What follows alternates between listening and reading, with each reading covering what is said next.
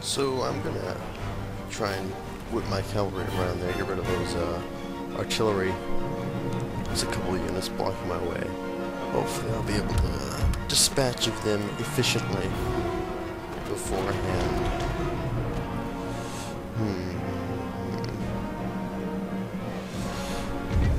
Looks like most of the Americans are gearing up for assault in the back there. For some reason they just got two skirmishers here trying to fight off my vastly superior amount of guns that I'm bringing down on them. And as you can see, one's already on their way out. And I'm sure the second one will follow suit very quickly. So they're dropping like flies.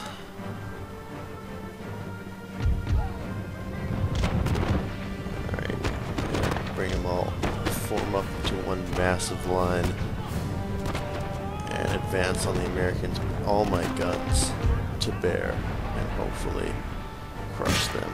Looks like my cavalry has broken through and slipped by the enemy lines, and will be shortly taking care of that artillery. I'll hopefully bounce out for the loss of my artillery earlier in the game. So anyway, let's cut a bit ahead here. So my cavalry did the job marvelously, and now the Yanks are without artillery, and surprisingly yet another group of Americans has broken off from the main line and is trying to assault my relatively weaker group of units. Yeah, my lines are a little bit uneven, but hopefully we'll make it through okay. That's also a useful feature. Did you guys see that? That I can move the line forward simultaneously, all as one cohesive group, which is hugely helpful, for lack of a better word. Well, looks like the Americans are trying to charge up my flank here with dragoons. But looks like my musketmen will make short work of their dragoons. There's also another group of something, I can't tell what that is, in the trees there. But slowly but surely, it looks like the battle is tilting in our favor. But it still could go either way at this point. And there go their dragoons. I'm going to try and get these men to take the high ground. So I'm going to try and push in from two sides and squeeze the Americans out again.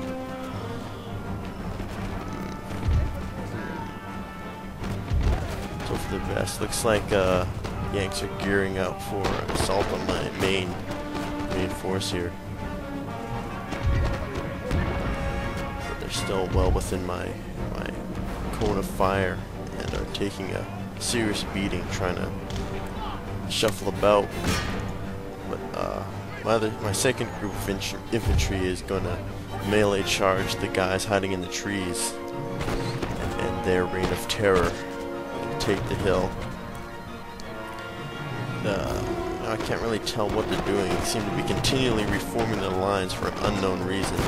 And as you can see, it looks like two more units are breaking off to try and attack, try and save that one unit on top of the hill for some reason. I don't know, I can't particularly sure why. It doesn't seem like a very tactically beneficial position. And there's just noticed there that you can also make the lines bigger or smaller just by pushing a button, which is hugely helpful again. And looks like our boys are overwhelming the Americans on the hill here. We're going to be taking that relatively shortly and with minimal casualties.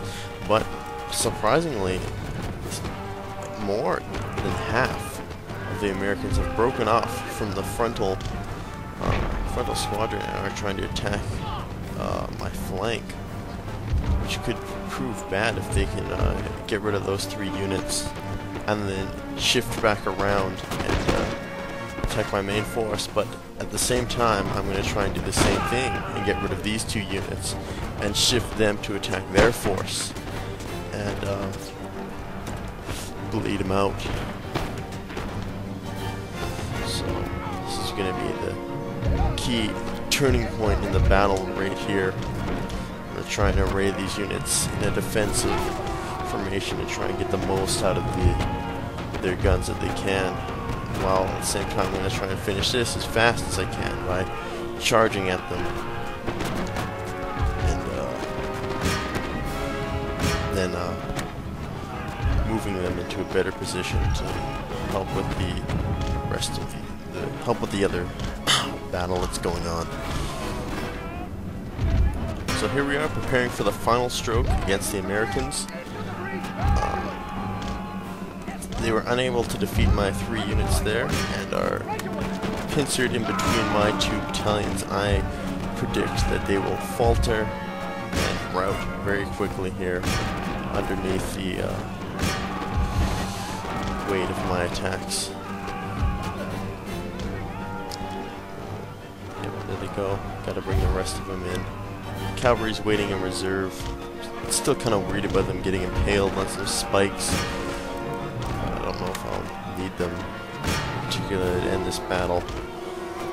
I'm trying to move in to surround them from every side, but looks like they're being at least somewhat intelligent and trying to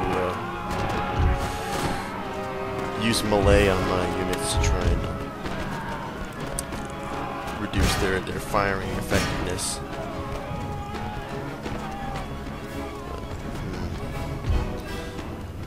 I'm going to bring in the cavalry anyway. Hopefully cavalry charge will bring a swift and efficient end to these American troops. Yep, looks like 1 unit is running, and I predict the rest will shortly follow.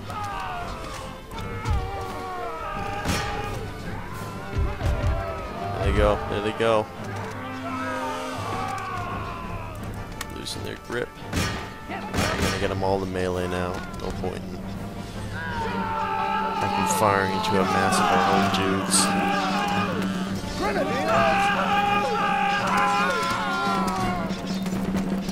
So as you can tell, I'm definitely happy with what I've played of Empire Total War so far. It's just as frenetic and just as intense and just as massive as every other Total War series, while focusing on what I think is one of the most interesting points in combat. Awesome General's Dead. The most awesome periods of combat, which is the Napoleonic imperialism era. And everything seems to be working out famously, and I am very much excited for the rest of this game. And all the generals dead, and all their units are routing, so all that's left is a couple of cannons, and that's it. Just mop them up. I'm going to cut out here and declare victory and show you the final screen, and stay tuned for my second part, which would be the naval scenario, the Battle of Lagos, I believe it was.